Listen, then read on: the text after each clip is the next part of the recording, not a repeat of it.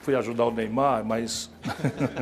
Não, mas falando sério, brincando com o Gael, meu filhinho, de 2 anos e meio, escorreguei no tapete, nada tão heróico. Agora, Ciro, falando sobre a última pesquisa, você com 8% num cenário sem o ex-presidente Lula, atrás de Bolsonaro, que está em primeiro, e Marina Silva em segundo. Te surpreende o resultado? Não, pesquisa, na verdade, é um retrato do momento, isso é uma bobagem que se repete, mas de fato é isso, e a vida é filme. Então, a nossa população está sofrendo muito, desemprego em massa, violência, problemas graves na saúde, de corrupção, etc. E a população não está muito ligada ainda na política. Chega um pesquisador, induz a pessoa a refletir com essa variável, se o Lula é ou não é candidato, isso tudo vai distorcendo as coisas. De maneira que é preciso trabalhar com tranquilidade e apresentar um projeto que responda concretamente às questões do povo e esperar o resultado com tranquilidade. Se o Lula não for candidato, já saiu hoje na Veja, na coluna do Maurício Rangel, no Radar, que se Lula não for candidato, Lula é Haddad, Haddad é Lula, ele vai tentar transferir votos e o Haddad, Fernando Haddad, que foi prefeito de São Paulo, seria o candidato. A sua campanha, você tem pessoas que trabalham para você, analisando todos os dados, com Haddad no cenário, com esse candidato sendo apoiado por Lula, muda o quê? Acho que o projeto e a experiência, porque o Haddad é uma bela figura, é um quadro que eu tenho por ele, volto a dizer, mais do que respeito, tem uma afeição, ele foi um bom prefeito de São Paulo, mas não conseguiu superar, na questão da reeleição, esse problema. Parte disso deve-se às contradições do PT, especialmente do PT de São Paulo, e toda essa tragédia que aconteceu. Portanto, eu recebo com muito respeito, com muita humildade, mas não muda nada. O Ciro aqui fica tão fofo, né, gente? Ele fala tão... Diferente daqueles vídeos que a gente recebe pelo WhatsApp de Ciro raivoso, saiu do encontro com prefeitos em Minas, batendo o pé, dizendo que também não ia falar. Você não vai ouvir? Não vou falar. Esse comportamento... Você está começando a ficar vermelho. Esse comportamento seu ainda é o seu defeito que os adversários vão continuar usando? Os políticos inventaram aí uma figura inumana, né? Totalmente falso, mais falso do que uma seda de R$3, né? Dizia já o Napoleão Bonaparte que ninguém é mito por seu valet de chambre, quer dizer, ninguém é mito para aquele que chega perto. Hoje em dia, com o negócio de celular, por exemplo, lá em Minas, não tem nada disso. Eu fui chamado para participar de um debate, um assunto grave, viajei 3.000 quilômetros, paguei passagem, cheguei lá e disseram, você tem 5 minutos, fala aí. Você não sabia antes que ia ter só 5 minutos? Não, fala isso. Meu irmão, para que esses tempos tão apertados? Nós somos políticos, nós temos que discutir o Brasil. Vocês são o setor mais humilhado da vida brasileira, porque os prefeitos estão recebendo hoje 12%, quer dizer, o valor que recebiam em 2012. E aí vocês querem que eu resolva o problema, né, da nossa conversa com 5 minutos? Tudo bem, não sei para que esse tempo, mas está aqui, e o cara fala em cima de mim. Te interrompe por causa do tempo. Isso, mas o tempo tudo bem, se o seu tempo acabou, é uma coisa respeitosa. Falou em cima de mim. Se eu estou terminando uma frase, espera um pouco. Aí falou em cima de novo. Aí eu, calmamente, bonzinho, que nem estou aqui hoje, sentei na cadeira e tal.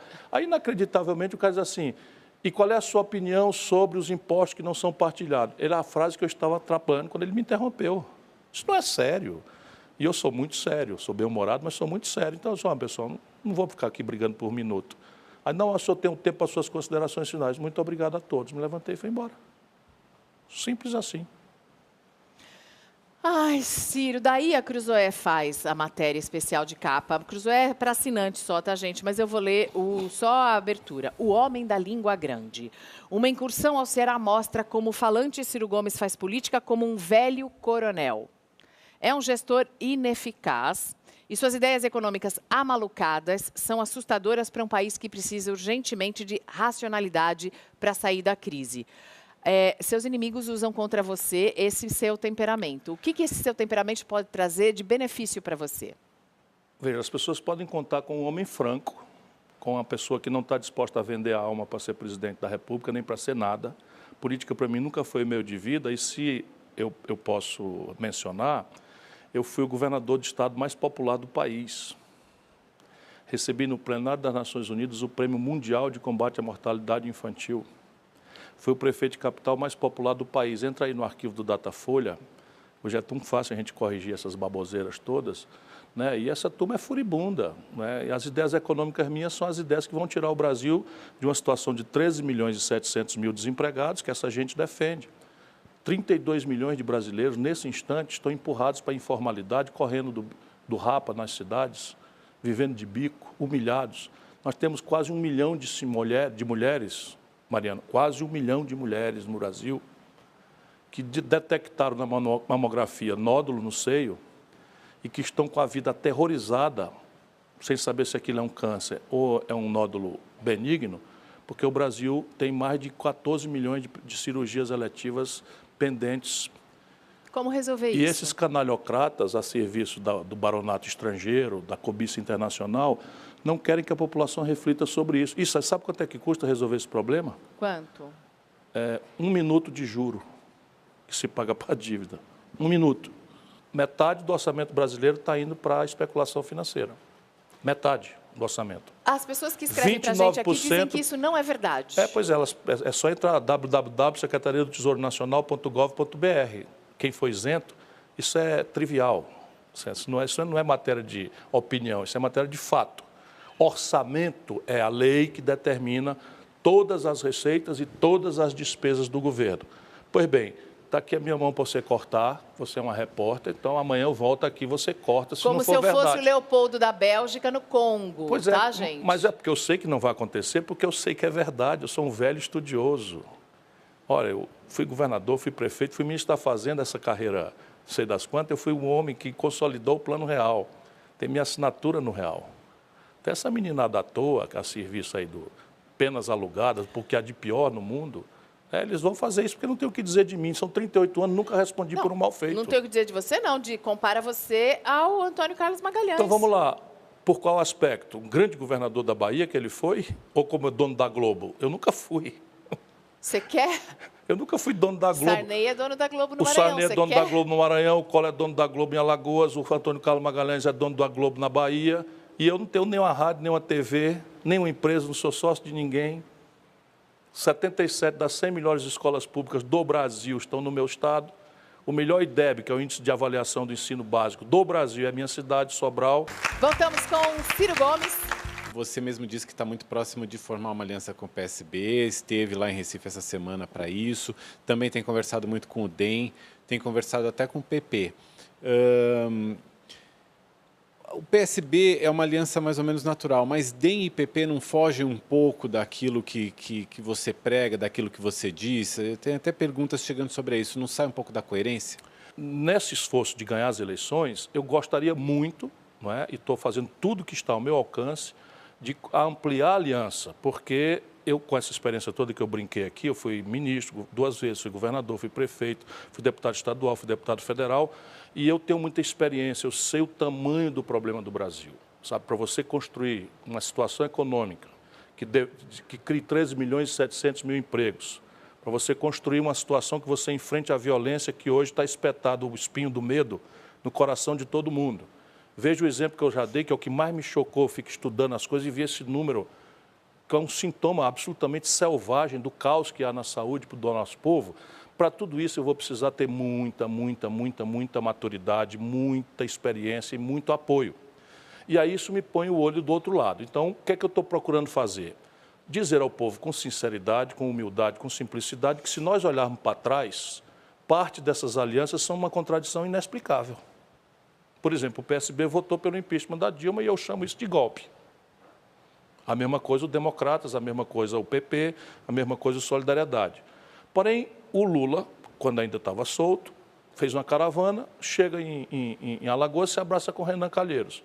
Ou seja, o partido que diz que houve um golpe, que foi vítima do golpe, se autoriza a abraçar todo mundo e quer interditar a minha responsabilidade, porque na medida em que o Lula foi preso, que essa tragédia está acontecendo com o PT, a minha responsabilidade agora está muito mais grave. Eu tenho que proteger o Brasil desse pulo no escuro, desse salto no abismo de um fascismo militarista, extremista, né, que explora o justo medo da população, a indignação do povo com a corrupção, a golpe de frase de efeito, que nunca administrou uma bodega das pequenas, propõe distribuir arma para todo mundo, quando ele próprio foi assaltado no Rio de Janeiro, ele é um capitão do Exército, todo mundo sabe que eu estou falando do Bolsonaro.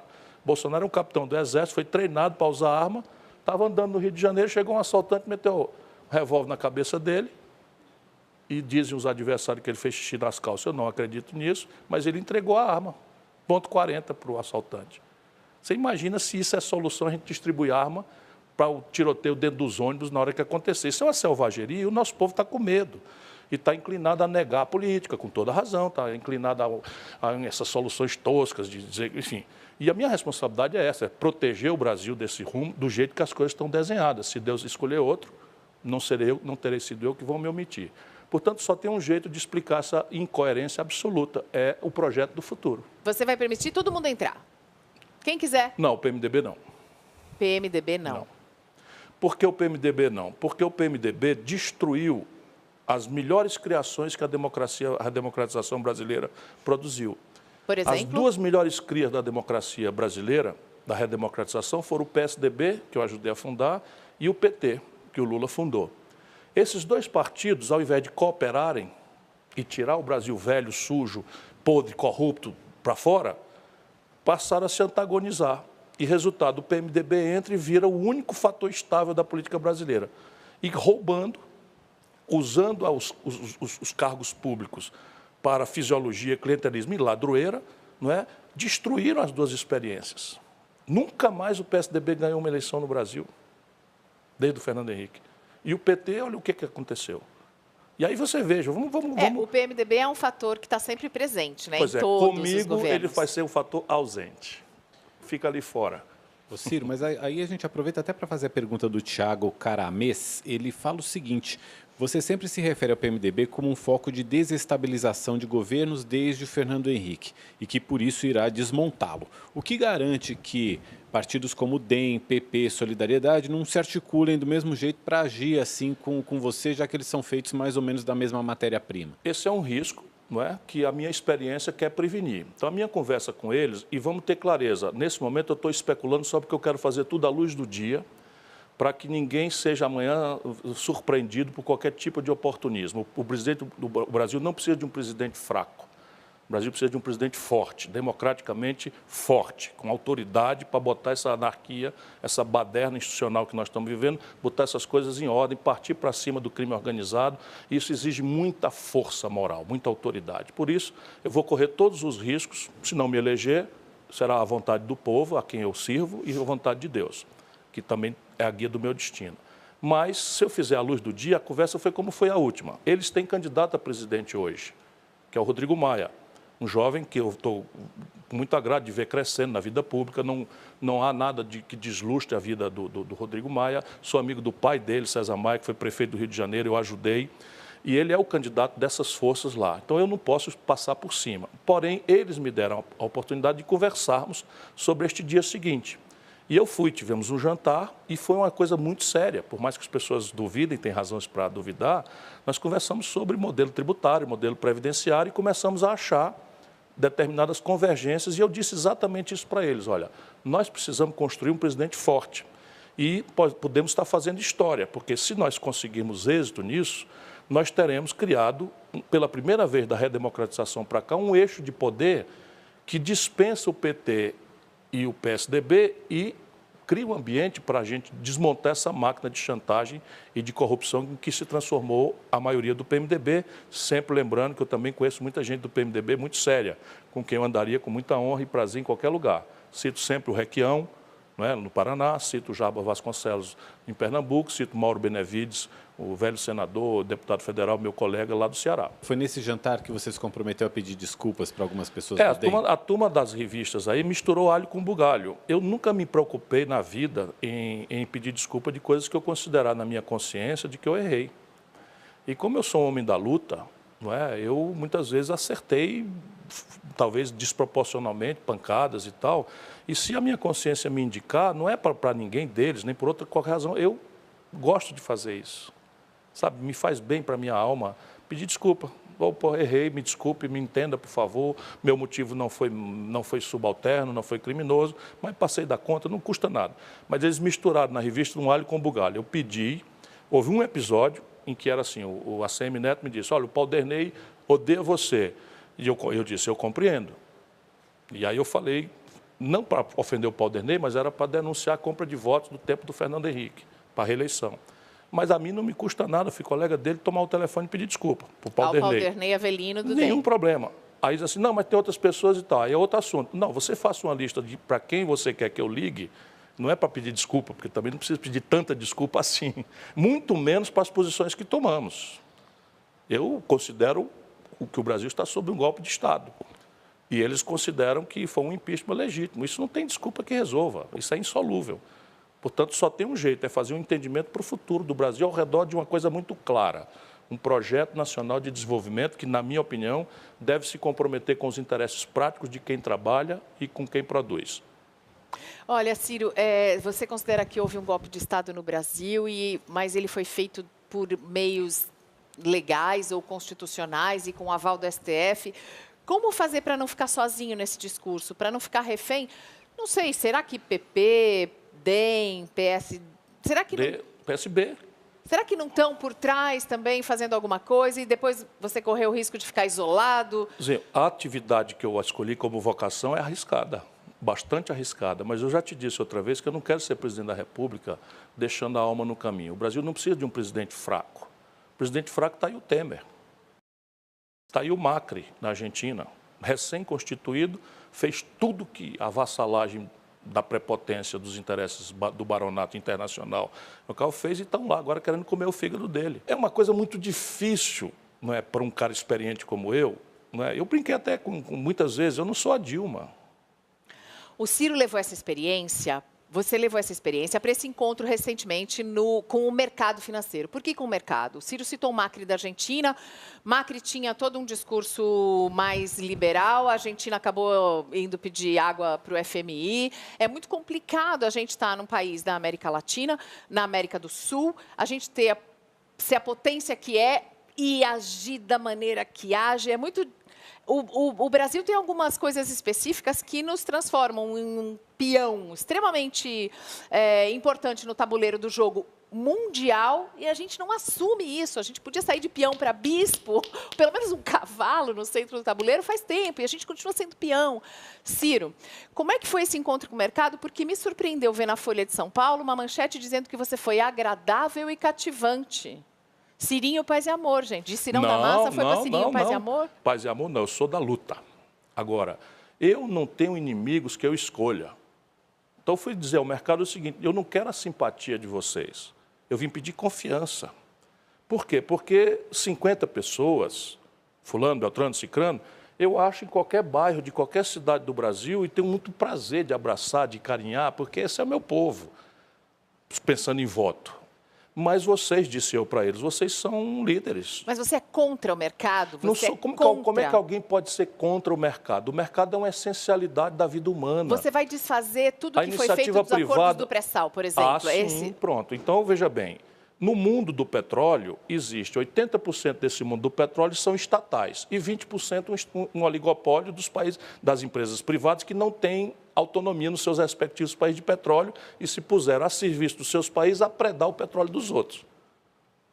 Qual é o caminho que o Brasil deve usar? Nesse momento, a Noruega, que tem um estatal chamado Statoil, que essa gente que nos governa de forma corrupta e entreguista e antipobre, vendeu o campo de Carcará por $1,35 um barril. É evidente que está errado. Mas eu estou dizendo com clareza, o que quer dizer que eu respeito o mercado. Eu vou comprar de volta todos os campos que forem entregues aos estrangeiros por esses corruptos que estão nos governando, sem autorização popular, com as devidas indenizações. Temos algumas perguntas que chegaram pelo Twitter, mas eu gostaria de fazer uma sobre... Você disse que ia pagar a dívida, e a Denise Campos de Toledo perguntou, como vai pagar como? Pagando. E só usaram esse trecho. Depois você explica como o Brasil pode pagar a dívida. Dívida pública não é para ser paga o volume todo, porque ela, por definição, é o lugar onde se hospeda a poupança de longo prazo da sociedade. Então, o problema da dívida de uma nação não é propriamente o seu tamanho, mas o seu perfil. Então, você tem um problema de estoque, que é quanto eu estou devendo, e um problema de perfil é quanto vence hoje. Então, o problema da dívida brasileira ainda não é o tamanhão, que já está ficando grande demais, quase 5 trilhões de reais. O problema é que vai puxar para cá, puxar para lá, puxar para cá, 26% dela, ou seja, um quarto dela, estão vencendo em 4 dias. E aí eu não pago dívida com PIB, eu pago com tesouro. E aí, como é que pode pagar isso? Você tem uma questão de fluxo, que é como em casa a gente faz. Se eu estou todo dia gastando mais do que posso e financio isso endividando com o agiota, um dia o agiota para de fazer ou lhe bota uma faca no pescoço, como o nosso povo sofre nas periferias aí das cidades do Brasil como um todo. Então, a primeira grande providência é consertar o fluxo, é a tal reforma fiscal. E eu estou propondo, eu tenho condição, não é, se eu tiver base política suficiente para isso, portanto, por favor, aqueles que acharem que eu posso ajudar o Brasil, me deem um deputado e um senador afim com essa estratégia. Porque se eu tiver força política, eu viro o déficit primário de anos no Brasil em 24 meses. Porque se você não tiver força no Congresso, você vai ter que ficar distribuindo cargo para os caras. Não vou fazer, isso não vai acontecer. Então, portanto, não vai acontecer. Não vai governar. Vou governar. Vou governar porque existe uma dimensão de gerência que eu sei fazer. E existe uma dimensão de reforma, que eu preciso deles organicamente. Mas eu acho, com esse diálogo todo que eu estou fazendo, que o problema do Brasil é tão grave que eles estão começando a sentir que não dá mais para brincar. Então, não dá mais para brincar, no apagar das luzes, eles ficam pondo mas isso é mais governo fraco. privilégios. É governo fraco. E esse aqui vai combater privilégio, como eu a vida inteira fiz. Privilégio comigo vai ser caçado com lupa, porque não é que tanto economize-se com isso, mas o simbólico de pedir sacrifício ao povo, com a farra dos privilégios e da roubalheira campeando impune, isso não fecha essa conta. A nível municipal, eu não respondi como pagar. A Câmara de São Paulo tem um salário chamado salário esposa. Não, é um absurdo. Tem muita aberração. Agora, também ninguém se iluda que o presidente da República tem a força para consertar a aberração da Câmara Municipal de São Paulo. Essa autoridade não existe. O que eu posso é lá em Brasília produzir exemplos. E isso eu vou fazer. Por exemplo, eu, Ciro Gomes, ganhei o direito imoralíssimo aos 36 anos, de 3 pensões, 3 aposentadorias, que me dariam R$86 mil por mês, quase R$1 milhão por ano. Já faz uns 20 anos, então seriam 20 milhões de reais que o povo pobre do Ceará teriam pago para mim, porque ex-governador, ex-prefeito e ex-deputado. Eu só estou contando essa história agora para ter moral, mas eu nunca aceitei receber nenhuma delas. Né? O Bolsonaro recebe R$5 mil aí de capitão e usa dinheiro da Câmara para, aspas, comer gente. Fecha aspas. Não é? E se apresenta de moralista. Então, ele vai ter que se explicar. Na minha frente, ele não vai escapar. Essa máscara eu sou encarregado de tirar. Eu vou proteger o Brasil, nem que eu me tore, né, desse salto no escuro, desse extremismo. Voltando para o pagamento da dívida. Então, pagamento. Então. O Brasil hoje tem uma espécie de caderneta de poupança. Então, consertar o fluxo, que é produzir um superávit primário, com um pedaço das renúncias fiscais, com um tributo sobre grandes heranças e um tributo sobre lucros e dividendos empresariais, eu viro esse jogo em um ano. Lucros e dividendos empresariais, não chega a ser uma bitributação, como alguns dizem? Não, porque você adapta o imposto de renda e tira. Tá certo? Então, você tira o imposto de renda, não onera mais a empresa quando ela está produzindo, investindo, gerando emprego, e só onera depois que ela, tendo lucro, distribui o lucro para o empresário, o dono. Então, isso aqui é consertar o fluxo. No estoque, não precisa usar, mas o Brasil tem hoje, eles estão torrando aí, né? Vou ver se eles não torram tudo, mas nesse momento o Brasil tem uns 360 bilhões de dólares de reservas cambiais. Isso é uma espécie de caderneta de poupança que o país construiu ao longo dos governos Lula e Dilma e que esses golpistas estão torrando. Estão torrando para tentar manter o dólar num preço artificialmente, mais... Artificialmente, para mistificar a sociedade brasileira, e não vão conseguir. Então, fique logo todo mundo sabendo, quem se endividar em dólar, saia fora, porque o dólar vai aumentar. Então, quem quiser pagar a viagem, pague logo adiantado, porque não tem governo que segure o que vai acontecer no Brasil. Não é nada explosivo, mas 4,50, não sei o que, é o mínimo que a gente pode esperar. E é bom que está se gravando aqui esse programa, fica todo mundo advertido. E vão botar a culpa em mim. Vamos botar a culpa em você, como botaram no Lula em 2002, botaram no Lula chegou em 2002, a 4,20. porque o que eles querem é subordinar o cara a beijar de joelho, né, a ortodoxia e tal, que está quebrando a Argentina aqui vizinha também. Então, repare, o Brasil pode perfeitamente pegar desses 360 bilhões de dólares, a gente precisa guardar 200, já com folga. Nós temos 160 bilhões de dólares, que multiplicado aí para fazer uma conta rasa por 4, né, nós estamos falando aí de 500 bilhões de reais, que dá 10% da dívida. E você pode pagá-la. E não precisa pagar tão espetacularmente, porque ela não vence, a não ser aqueles 26%. E na hora que você ganhar a confiança, que foi o que eu falei com o mercado amanhã, você simplesmente faz com que os prazos naturalmente vão se adaptando ao fluxo normal das contas do governo. E o país vira o jogo de desemprego, estagnação econômica, recessão, receita pública caindo, os prefeitos recebendo a mesma verba que recebiam em 2012 para serviços que explodiram de custo, né? E você muda isso para produzir emprego, melhorar a saúde, melhorar a educação, que é o projeto que eu advogo. E Previdência, Ciro? A gente tem até a pergunta ali do Marcelo e da Gisele. Qual que é a sua proposta de reforma da Previdência? Isso é um ponto que o próprio pessoal do mercado diz que ainda não está claro no seu discurso e que gera desconfiança. É complexo e quase nunca os tempos de... É normal isso, é um assunto complexo, mas, primeiro, todo mundo tire o medo, porque com o governo que eu dirija, vão ser 6 meses de debate.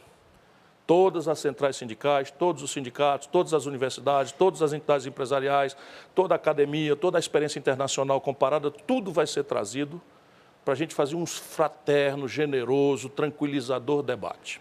Para não dizer que eu vou chegar lá como se fosse um observador, eu não sou, quero liderar o Brasil, eu vou quebrar o debate, a inércia do debate, propondo um regime de capitalização.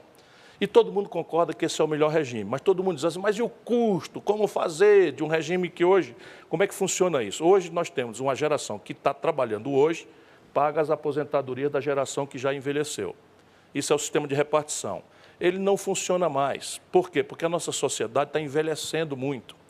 E nós temos 32 milhões de pessoas na informalidade sem contribuir com nada. 13 milhões e 700 mil desempregados sem dar conta nem de levar comida para casa. Então, qual é o custo de transferência? Vamos lá. Primeiro, um sistema de 3 pilares. Primeiro, todo mundo que está ganhando da Previdência sem ter contribuído vai sair do orçamento da Previdência e ficar no orçamento do Tesouro Nacional. Compreende? Então, você tem LOAS, tem benefício de prestação continuada, você tem uma fração de trabalhadores rurais que no passado não contribuíram e foram corretamente colocados para dentro. E isso está mascarando as contas da Previdência, porque se você tem um regime que a contribuição paga o benefício e muita gente que entrou pega benefício sem contribuir, eu tenho que tirar isso e dar transparência, para entender o problema da Previdência como ele é e garantir que o Tesouro vai garantir esses direitos todos sem mexer em nada. Aliás, a grande guia é não mexer em direito de ninguém e construir a coisa para o futuro. O segundo é um regime de repartição, que eu estou estudando 3 elementos, sempre para o futuro. Aqui vai depender de um acordo, da qualidade, da força política que eu tiver, da generosidade do nosso povo, porque a grande pergunta é, nós queremos deixar para os nossos filhos uma dívida ou uma poupança? Essa é a grande pergunta do debate da Previdência. Eu tenho certeza, conhecendo o meu povo, como eu conheço, nosso brasileiro, que nós queremos deixar uma poupança. Portanto, veja bem, nós podemos ensaiar um teto de aposentadoria de R$3 mil, que é o dobro do que hoje ganha o trabalhador em média no Brasil, tirando o setor público, um teto de 4 mil, um teto de 5 mil e pouco, que é o que já existe hoje. Se for 3 mil, a transição é mais rápida e o custo menor. Se for 5 mil, a transição é mais lenta e o custo maior. Aqui é o de transição. E a partir daqui eu troco o regime para capitalização. Qual é a diferença? Em vez de a geração jovem pagar aposentado hoje, cada um trabalhador hospeda a sua poupança previdenciária, compulsória, contribuição do trabalhador, contribuição do empregador, etc., numa espécie de caderneta de poupança. E se ele quiser receber o teto, fica nele. Se não, ele pode hospedar na caderneta de poupança voluntariamente, se ele quiser ganhar mais. E aí as coisas de idade mínima, essas coisas, a gente vai fazer generosamente. Eu recebi uma ideia ontem da Força Sindical, que é a vantagem de você ouvir as pessoas. E o tema quis empurrar de cima para baixo sem conversar com ninguém. A Força Sindical me apresentou uma ideia que parece genial e está na nossa cara. Qual? Ao invés de eu pegar a idade mínima, 65 anos, e aí o trabalhador rural do semiárido do Nordeste, trabalhador rural do Vale do Ribeira, morre antes.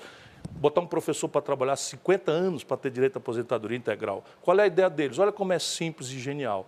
A gente mantém a idade mínima 60 anos para homem, 58 anos para mulher, porque a mulher tem dupla jornada de trabalho, tem uma série de fatores. Porém, a gente acerta que, daqui para frente, a cada ano de expectativa de vida que o IBGE apontar que aconteceu de melhora no Brasil, aumenta 3 meses ou 4 meses na idade mínima. Então, ano que vem, a expectativa de vida não mudou, nós estamos numa crise econômica, não mudou, então não muda nada, continua 60 a 58. No outro ano, a expectativa de vida subiu 1 ano. Opa, então agora a idade mínima é 60 anos e 3 meses para o homem, 58 anos e 3 meses para a mulher. De maneira que você acha uma regra para sempre. Um dia, se Deus quiser, nós vamos estar todo mundo vivendo muito e não precisamos mexer mais na regra, porque está todo mundo já sabendo como é que vai ser a idade, cada ano a maior, a mais lá, 3 meses aqui. Voltamos com o Ciro Gomes. Eu vou fazer uma pergunta para você, que chegou, pergunta da Carolina Ricardo, que quer saber, considerando a recente criação do Ministério da Segurança Pública, qual seria a primeira tarefa desse órgão na sua gestão para tentar diminuir o número dos homicídios aqui no Brasil? A criação pelo Congresso, com liderança do Rodrigo Maia, de um Sistema Nacional de Segurança Pública, esta é uma boa ideia. O Ministério simplesmente foi uma ficção que o Temer criou, sem orçamento, sem planejamento, sem estrutura, sem funcionário, sem coisa nenhuma.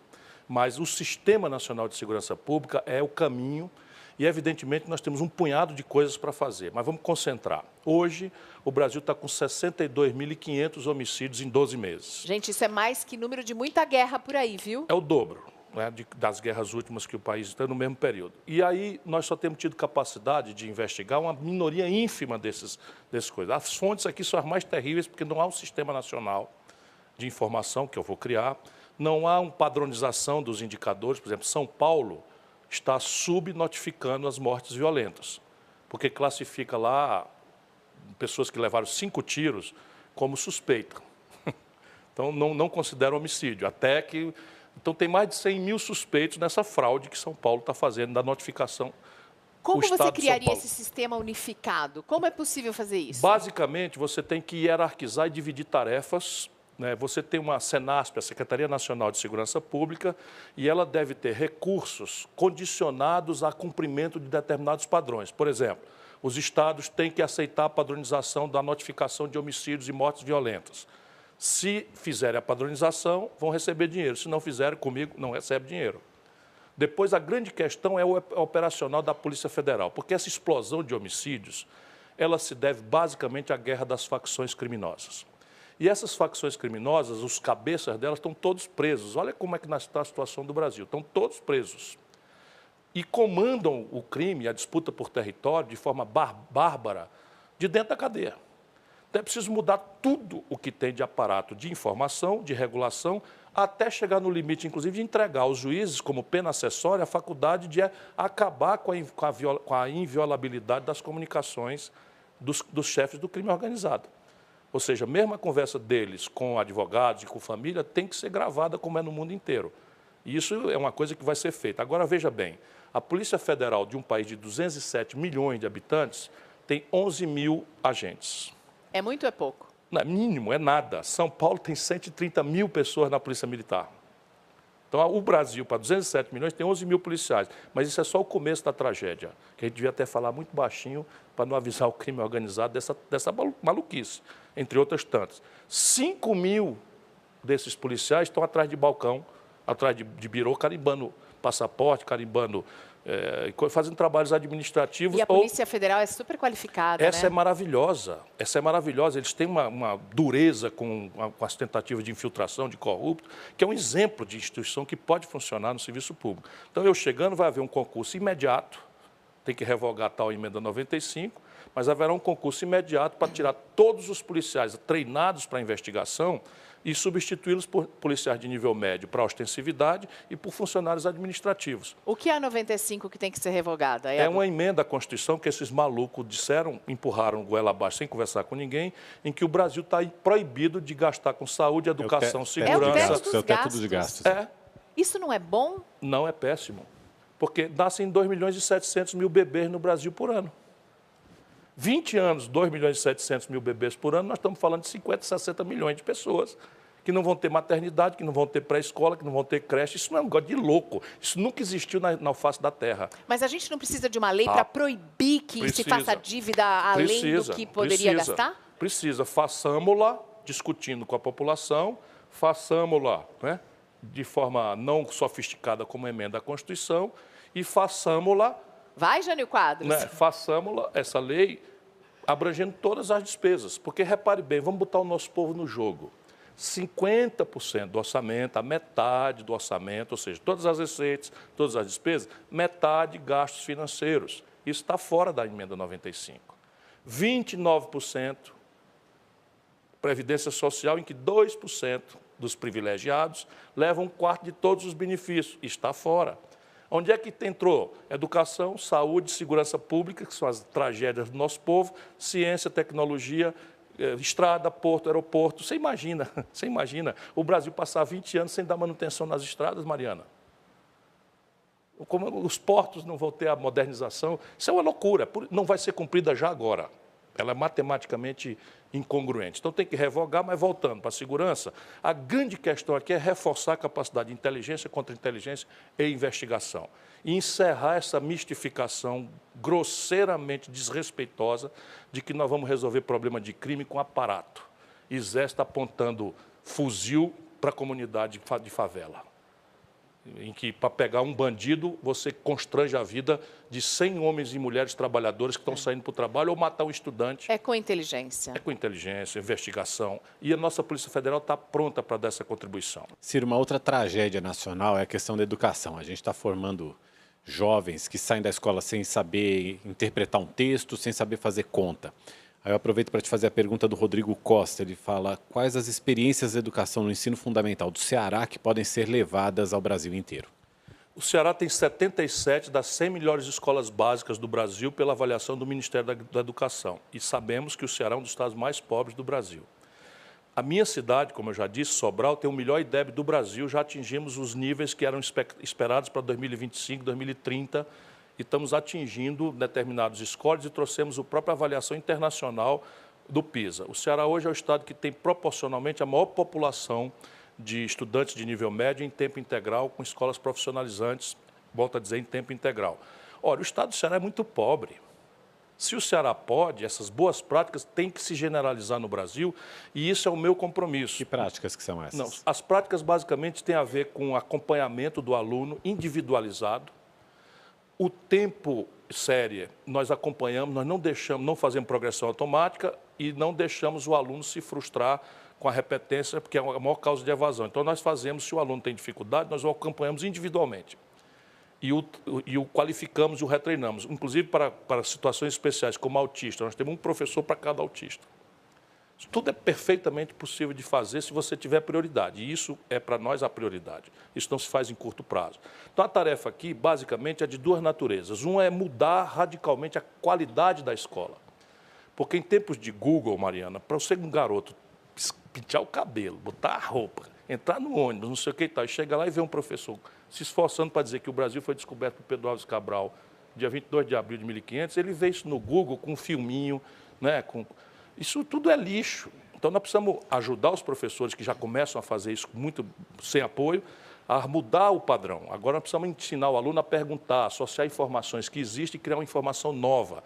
Disputar o aluno, especialmente a partir de 15 aos 19 anos, onde ele está mais frágil, disputar o aluno com o narcotraficante. Eu vou tomar essa meninada do narcotraficante. Com esporte, com o quê? Escola que funcione, tempo integral, esporte, lazer, assistência médica, refeição, sabe? E o camarada saber que vai sair, está protegido ali, que vai sair dali um cara admirado pelas meninas do lugar. Porque ele é um tchan, ele vai aprender robótica, ele vai aprender... Isso é o paradigma pedagógico. O outro é o problema de subfinanciamento. Então, veja a maluquice da tal emenda 95. O Brasil tem hoje uma demanda reprimida de 2.700.000 matrículas do ensino infantil, 500 mil fluxo ano de creche, e essa gente botou lá uma norma que dinheiro para juro é livre, mas para botar os meninos na escola não tem dinheiro. Vai ser revogada se eu tiver força política, por favor, não me mande para lá de mão e perna amarrada, me mande lá para fazer a revolução que o Brasil precisa. Então, votando também, escolhendo bem os seus representantes no Congresso, porque você sabe, o Brasil é presidencialista, mas o presidente não faz tudo sozinho. Ele precisa do Congresso e do apoio para conseguir governar. Eu vou aproveitar para agradecer ao Ciro Gomes. Queria fazer mais perguntas, Mauro? Tem um monte. Tem um monte. Tem um monte. Mas inclusive, o tempo do programa acabou. Sugiro, Ciro, dá uma olhada na Você vai nossa participar hashtag. dos debates, né? De todos. Pede para a sua assessoria olhar, tem muita coisa, o pessoal tem muita dúvida, muito comentário fazendo também, vale a pena. Vale a pena. Não, tem muita gente achando que você vai tributar as heranças e aí o cara fala, pô, meu pai deixou uma casa e um carrinho, não consigo pagar. Só as grandes. Não, só dos milionários, tá? Só dos grandes. Não é a herança do seu paizinho. A classe média, a classe trabalhadora, eu vou fazer o esforço para diminuir os impostos. E isso é perfeitamente praticável se eu conseguir tributar os ricos. E eu sei por onde. Por exemplo, lucros e dividendos, só o Brasil e a Estônia não cobram. No mundo, nos Estados Unidos, as grandes heranças pagam 29% da alíquota mínima, no Brasil é 4%. Então, não se preocupe, classe média, não se preocupe, classe trabalhadora, vocês já estão dando mais do que podiam. Obrigada, Ciro. Ó, com o pé quebrado. Um abraço. Obrigada, viu? Obrigado. Até o debate.